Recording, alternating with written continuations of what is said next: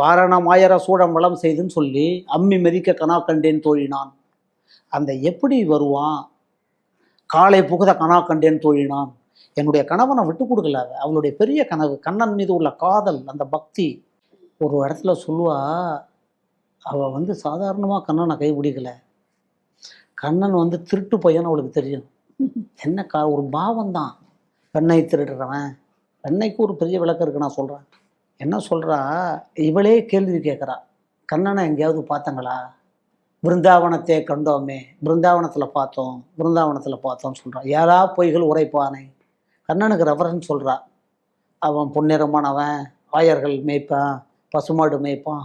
அப்புறம் இன்னொரு வார்த்தை சொல்கிறா, ஏழா பொய்யா கவலைப்படாத சொல்லுவான், பொய்யை சொல்கிறதுக்கு கூச்சமே பட மாட்டான். இவளுக்கு என்னென்னா அவளை இவளே ஒரு கேள்வி, அந்த பாவம், அந்த முழுகிறா. இப்போ மார்கழி மாடம் நீராடுதல் என்றால் எல்லாரும் அழைச்சின்னு போய் குளத்தில் குளிக்கிறது இல்லை, அந்த பக்தியில் நினைக்கிறா. அந்த பக்தி என்கிற குளத்தில், அந்த பக்தி என்கிற ஞான குளத்தில், அந்த தெய்வீக குளத்தில் ஆண்டாளுடைய சிறப்பு என்ன அப்படின்னா, யாம் பெற்ற இன்பம் பெருக இவ்வையகம்னார் திருமூலர். தன்னுடைய ஆண்டாள் நினைச்சா தானே கண்ணனை அடைஞ்சிருக்கலாம், அவளே போகலாம். இதுக்கு திருப்பாவை தேவையில்லை, நாச்சியார் திரும்ப தேவையில்லை, மார்கழி மாதம் தேவையில்லை.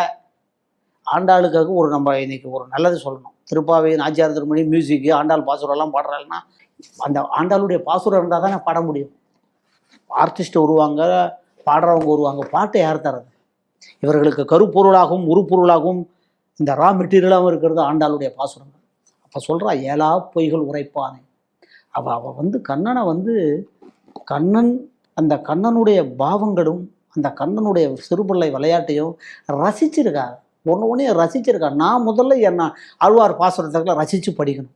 அப்போ தான் உங்கள்கிட்ட வந்து பேச முடியும். ஏதோ நீங்கள் கேட்குறாங்க வந்து நான் பேச முடியாது. நான் அதில் தோயணும்.